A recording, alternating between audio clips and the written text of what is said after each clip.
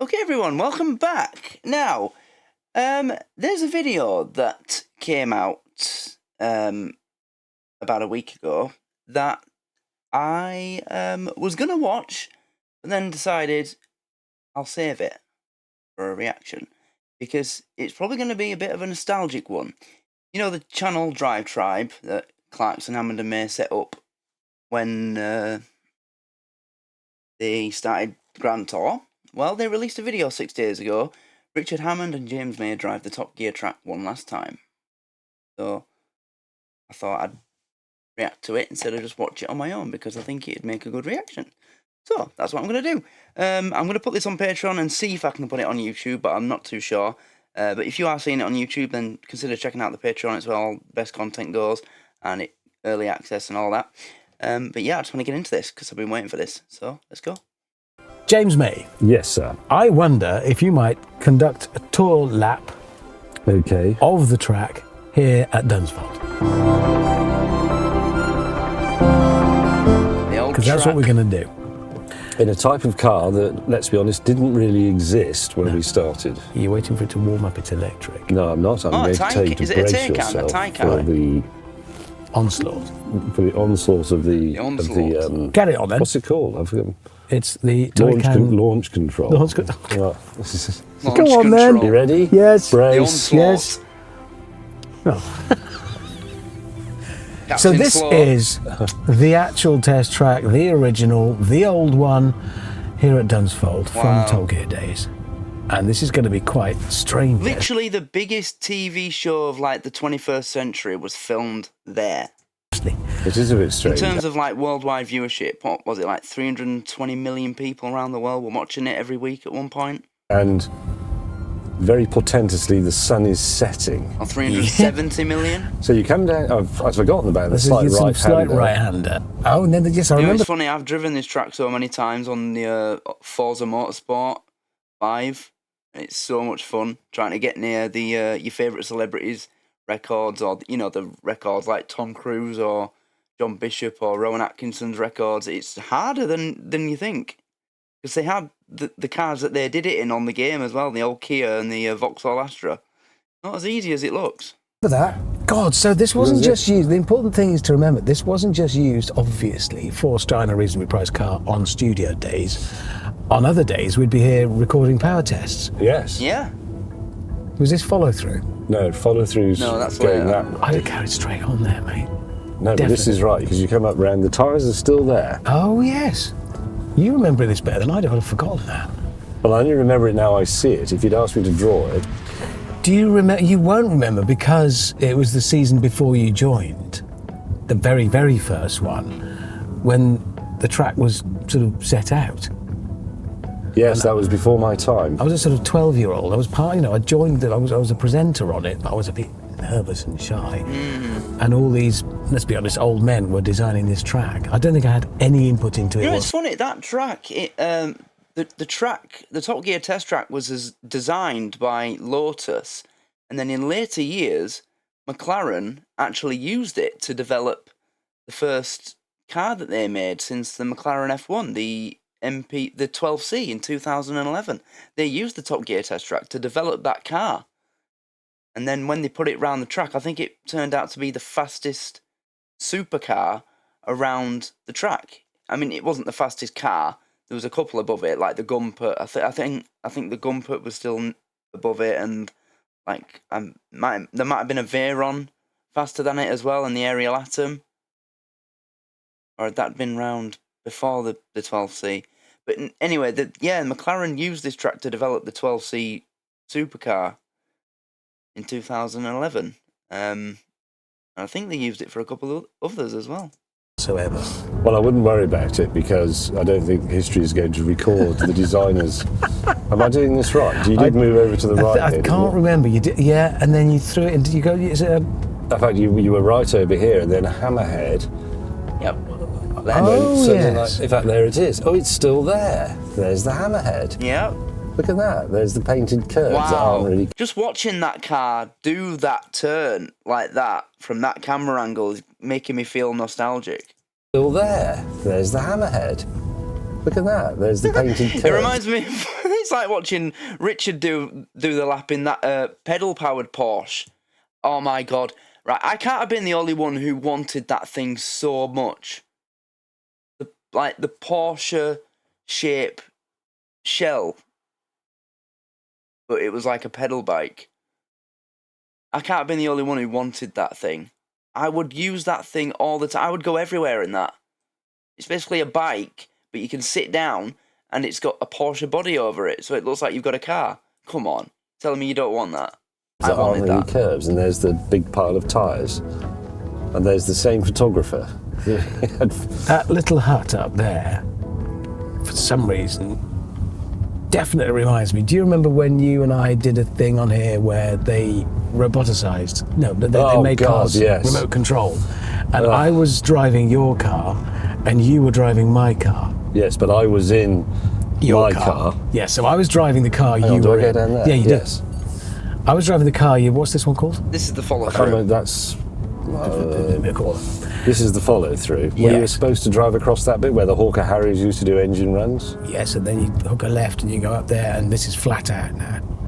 Well, not today. Yeah, so I was driving the car that you were sitting in, while sitting in my car, and you were driving the car that I was in, and It was a brain melt. so I just took off your car, and you were screaming going down there. But Yeah, because you were going to hit one of those. But then big- what I forgot was you were in control of the car I was in, from which I was controlling your car. My Yeah. brain absolutely fused. And do you remember there was a bit where we were both driving along side by side and we were getting too close, Yes. so we thought we both. Steer away. Yeah, But we that actually meant we steered into each other. Yes. So then you'd hook around here and quite often go off there. Yep. Yeah. Where have you been? I've been off there. Well, I'll show you where. Right, so we go down here. This is where Tom Cruise nearly died. I don't even know if this bit had a name. I certainly can't remember what it was. Oh, I've got another Gambon. memory from this track. That's Gambon, that corner. Oh, toppling over in the Bedford Rascal. No, Yeah. but I do remember that. I still have whiplash from that. I Yeah. swear. No, I was driving a Talon. Do you remember? There Yeah, was a- he properly hurt himself in that. In the episode, he just carried on as normal, but he actually got a real injury from that, I think. I think he proper did his neck in. Yes. the right control vehicle. Oh, yeah. And they'd set up I a was porter there. I cabin. came in it with you. But they set up a porter cabin down there Yes. that I had to jump it through. And I said to production, have you taken the RSJ out of the front of it? Yeah, we have. Right. And it was on a studio day. And I was doing test laps when I was passing it rather than doing the stunt. And then over the radio, I shan't say the name of the director. It was Floppy, you know? Floppy. Yes. He This came is, over. where, this is where, sorry, just to You interrupt. went This is off where it. I spun the Oh, Zonda. yes, so I've spun off here many times. Yeah, as I was going remember past that, it, the Zonda. coming up to it rather, he came over Him and said, no, spinning Rich, the Zonda, it's do it. They need you in the studio because it was a studio day. What? Are you sure? Yeah, do it. So I did, and as I hit the porter cabin, they hadn't removed the RSJ. It flipped the front of the thing off, which was like a beak, and upended it, and it acted like a ramp. So I exited through the roof of the porter cabin. It landed really hard, and I thought, phew, got away with that. And then from the back, I heard the noises because the crew were in there rigging it. Oh shit! Really? They'd said when it went like leveled out, having gone through the roof of the porter cabin, they went sort of weightless, floating about, and we got such a bollocking I'm not surprised. as a production. From that, that's when we really tightened up. That's like series 2, something like that. I remember that. Then it must be What was series it two called? then. The Talon. The Talon. And then he came with that weird bloke who he described terrorists as scallywags. Do you remember? We rolled about laughing. That's quite at it. gentle, isn't it? Yeah. We got to throw some exciting cars around here. Yeah. Well, some days it was pretty thrilling. I liked it when. Comment below your favourite test from the Top Gear track. So your favourite test that any one of the three did in a car. You know, like a car that they tested on the track. I think for me it has to be when Jeremy tested the Ferrari 458, because, you know, in most of the tests they'd be pissing about, making jokes, taking the piss. But in that test, that was just like 7-8 minutes of footage of a man literally falling in love with a machine and being just blown away by that machine. Like, he started off with a joke because he was taking the piss out of James because he had the previous car. He had the Ferrari 430, which is the car that came out before the 458. And he was, mucking about saying, oh, this car's defunct now, it's crap because this is so much better.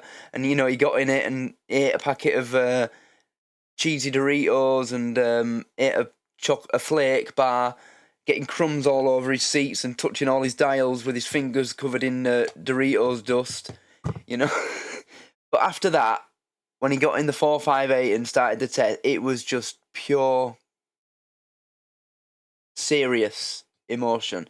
That is my favourite test. But comment below what yours is, because I would like to hear. We did things like, do you remember we did some of the tests of the vans here when we got those? Oh, I love that episode, the White Van Man Challenge. Didn't we do the police cars here? Yeah, we did the And he police turned up in a little J car type van, didn't he? cars here. And the ambulance. And the ambulances. Is that when I Suzuki, well, what's it called? I can't remember, but he just turned up in a little Suzuki van. Didn't we do the police cars here? Yeah, we did the police cars that was here. brilliant. And the ambulances. And the ambulances. And the Is that when I ambulances. fired mine through the window? Yes. And mine had the remote control, the autonomous gurney that just buggered off. It's hundreds of years ago. I've been very patient with you, but now I would like you to move out of the fucking way. Absolutely. I'm going to dream about this track tonight. I'm going to dream my way around it. Yeah. I can't decide. I mean, now we're driving around here. It does feel like something that happened last week. Tell you what you should do. Do Hammerhead the wrong way around. Because we used to. Yes, we did, When we were doing a... So we'd go down there. Yeah, because you could get it sideways through there. I remember coming over the radio, right, Rich, do Hammerhead the wrong way around. Oh, okay. And thinking, are you sure? And then you'd think, right, I'm going to chuck it in here and it's going to be absolutely epic, drifting all the way around, and it would just spit you off up there. Oh, I've cocked it up. Remember? Yeah, I do. It's weird, isn't it? Yeah, because that's right. Oh, yes. What you were hoping for was a sort of drift transition. I never really liked doing, I didn't do that many, but I didn't really like doing the power tests. I didn't like driving around tracks particularly. He hardly did any. Did he? It's amazing that, he hated doing the power test and he's not a fan of speed. He's not a speedhead. But he did do a test of the fastest. He did like the fastest test out of all of them. If you don't count Hammond in the rocket-powered car that he crashed. Because he did the Veyron Supersport. Didn't he? That he did the straight line speed record in. I think he did about 257 in it. That was so bizarre seeing Captain Slow driving a Bugatti Veyron flat out. It was just like, yeah, he should. It was good. I can say that now because you always ended up back where you started, which is not what cars were about for me. They were about going on an adventure. I think I'm happier doing it now than I was back then, because there was so much going on. There was such a lot of weight around the show. There was it became such a big thing, didn't it? Yeah. You felt like everything you did mattered more than it really did. Yeah, I bet it did. Well, Yes, it it did. did. I mean, the effect that they had on the world based on how they conducted their power tests. I mean, look at what happened with Tesla when Jeremy tested the Tesla Roadster. Because they made out on the show that it broke down every time they tried to drive it, it tanked their sales, and Elon Musk tried to sue Jeremy and Top Gear and the BBC and what have you. And there was a couple of other tests where they said the car's basically crap, and the car didn't sell. And then other cars that they said were good did sell, or what they said about a car they were testing had a massive effect on that company and their sales. So it did matter. Richard's right to point that out. There was a lot of weight around what they were doing and saying. Mind you, if you're presenting a show that 300 million people are watching every week around the world and you're testing a new car, what you say is going to influence the opinion that literally hundreds of millions of people have on that car. So, yeah. Felt like everything he did mattered more than it really did. Yes, it sort of became a responsibility. Yeah, because it became such a big show. Well, that's been good. I've enjoyed it, and I'm going to dream my way around it quite a few more laps this evening. And that's us over and out from our reminiscent gentle lap. And we will never, ever do it again. No, probably and that's a promise to ourselves and viewers. To you. To you. I changed you on my telephone so that showed up when you rang. Fair enough. It still says world's smallest on mine.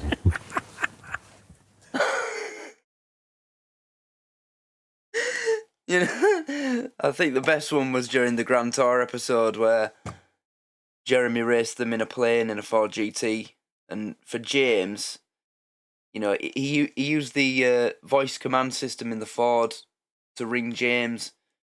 He said, you know, make a phone call. Who would you like to call? Vagina. You know, he named James Vagina in his phone book. But, that was nice. Yeah, it was really nostalgic, and it brought back memories of different episodes and tests and amazing, just all the, you know, things that have happened there. But since the Grand Tours ended, and, you know, they're starting a show where they're gonna sit together and talk about, like, filming and stuff. And then Richard and James are doing these little videos. They've done a couple of these. There's another one they've done where they go back to the, is it the office at the track? And so this is, you know, I love that they're doing this. Even though the main show is over, they've still got this YouTube channel, and they're still doing stuff together. I mean, Jeremy's got his farm. He's busy with that. There's a new series of that coming out soon. But at least these two are together. And I'm not gonna lie, I would like to see them, all three of them, do a video. You know.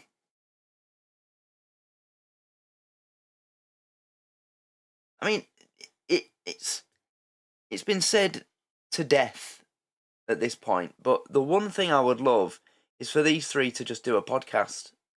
And it wouldn't need to be anything special, you know, they wouldn't need to rent some super expensive studio or do anything big. They could just set it up in James's pub, or Jeremy's pub, or at Richard's garage, or at Jeremy's farm, or one of their houses. Just three lads, 3 microphones, and a few computers. You know, don't have to break the back. I mean, look at most of the podcasts I watch are like that, like Under the Cosh.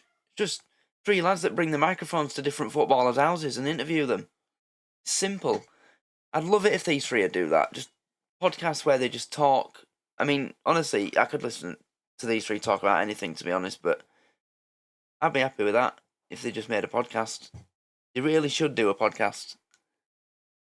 Because it's when all 3 of them are together, when, you know, not to sound cliche, but it is when the magic happens. That's when it's the best, when it's them 3 together. I mean, if they are planning on doing that, they're not going to tell us, and they're going to guard the secret. But I hope that the idea is at least there. Because people have made comments on this channel saying these 3 need to do a podcast. And I know that the people running this channel read the comments, and James reads the comments as well. So they've definitely seen people saying that.